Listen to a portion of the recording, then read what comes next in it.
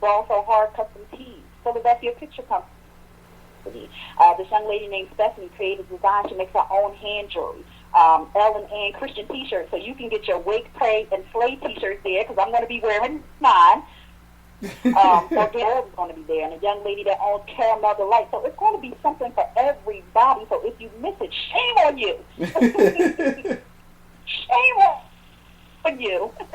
That is amazing. It's going to be a wonderful night. Yeah, and all of these vendors, you know, I reached out to them and I said, hey, this is what I'm doing. You know, I need to wear a ways to wear this. Can you help me? And they said, sure, just like that.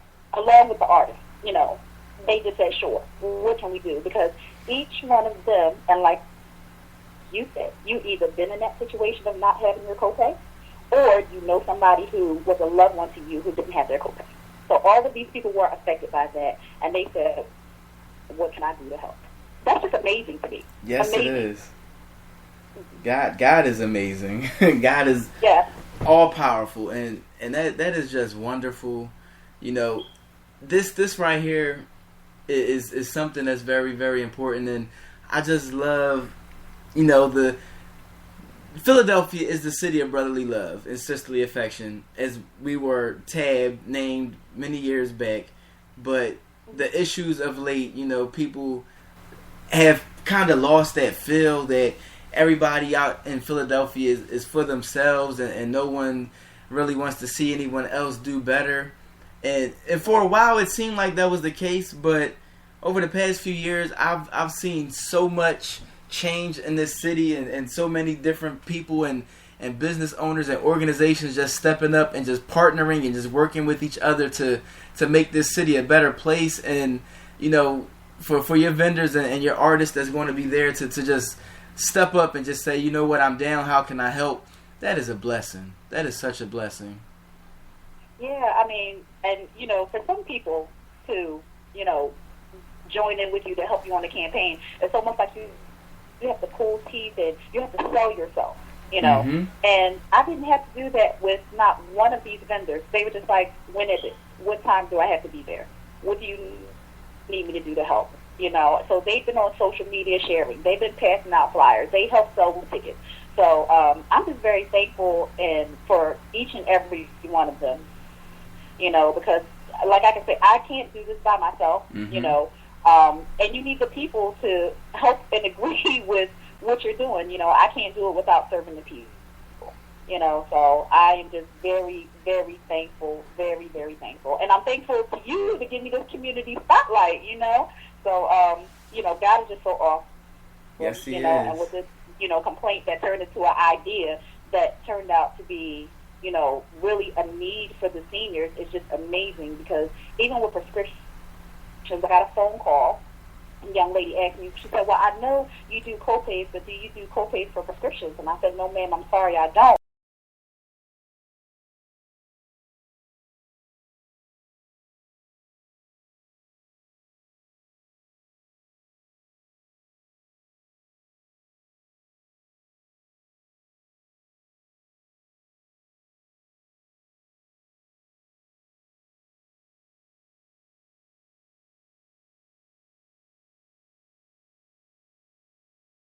Do I go back and see my doctor, or do I need to buy food? Yeah. And it's a shame. Yeah. Yes, it is, and that's great that you're doing that. You know, a lot of businesses want themselves to do well and don't really want competition or whatever it is to prosper as well. But I've learned, especially in this walk with God, that, you know, the more you bless people, the more God blesses you, and, you know, it's not a competition. That's where people really start to lose touch with everything, when they become in a competition with everybody. You know, it's not about the competition. It's all about helping other people, and you know, whether it's competition or not, you helping the person that needs the help more than you're considered focused on helping the other business. So yes, that is great to be out there helping and doing that. Yeah, I teach my daughters. You know, I tell them all the time, you know, when they're fussing about something, the last cupcake or the last bag of popcorn, whatever the case may be, You know, I say, if you always have your hand closed and don't want to share, how can God bless you if your hands are closed? That's right. That's right. If Go you, ahead. like you're going to give that bag of popcorn to your sister, then your mom can't give you money to go to the store and get some more. Mm-hmm. It's a very simple concept, and it's with, grasp those concepts through life, they would be a whole lot, happier. It's a simple concept. My grandmother taught me that, in elementary school. I can't bless you if your hands are closed. That's right. And God can't bless you either. That's right. That's it. Don't. This is Business Blitz. We have our Christian talk show.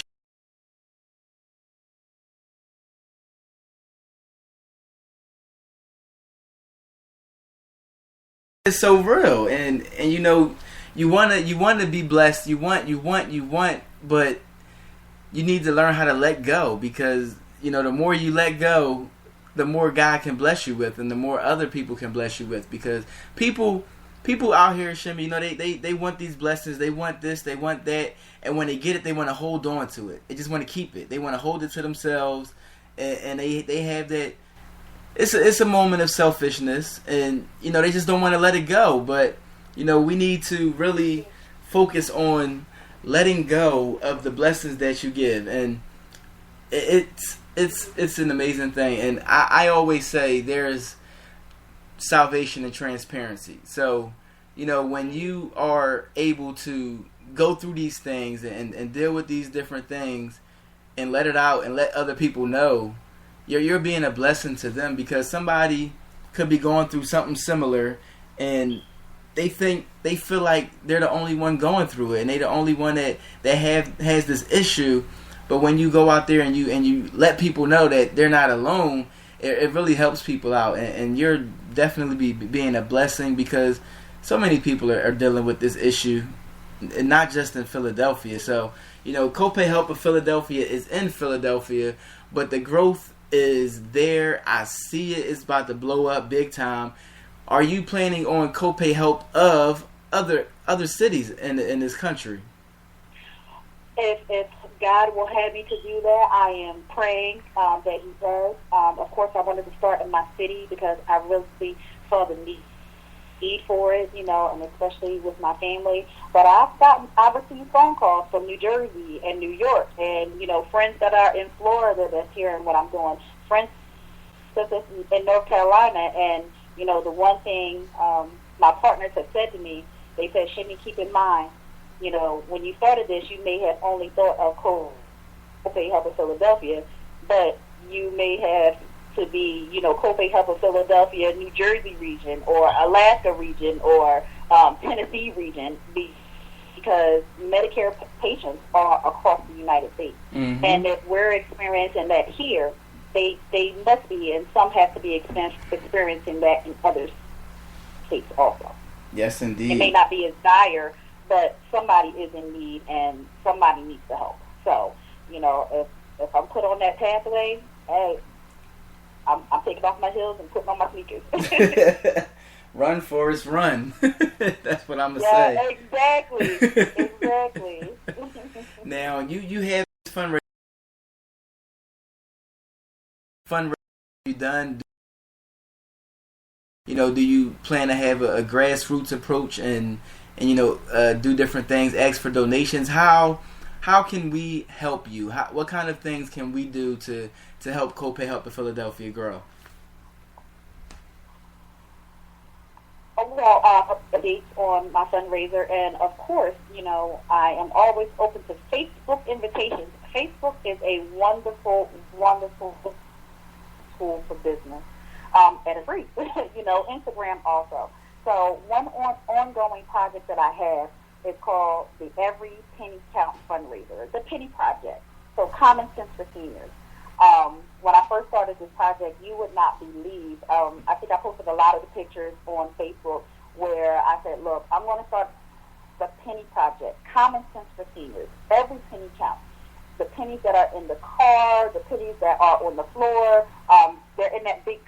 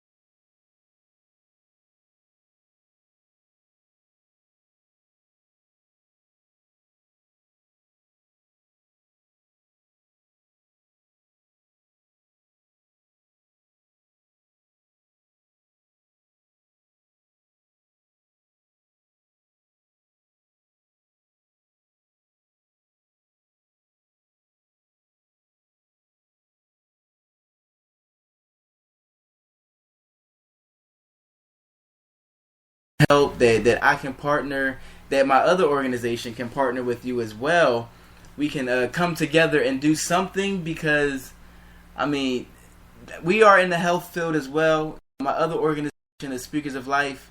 We are HIV and AIDS advocates. So we go out, we do different events, we teach on the of HIV.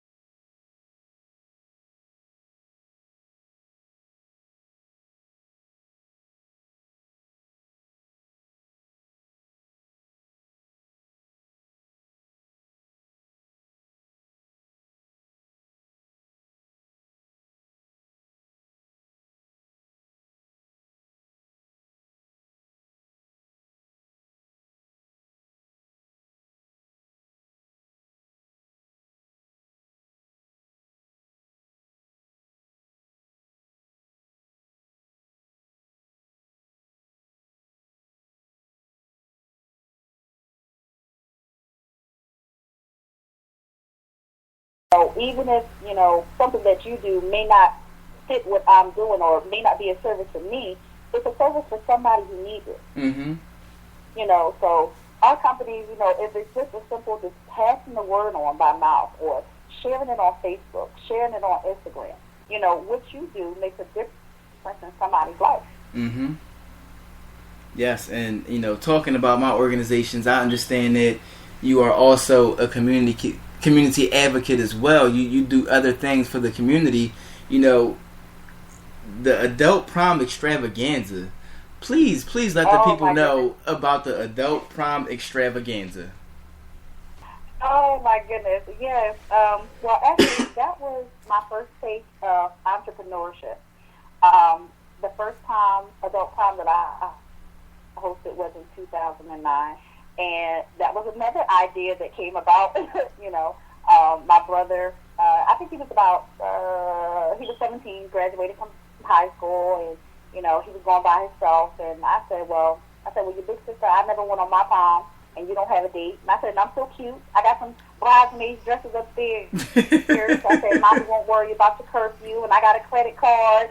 And, and I'm dangling the car keys in front of him, and he's just like, no, And I was such a friends with, Daddy me down cold. He turned me.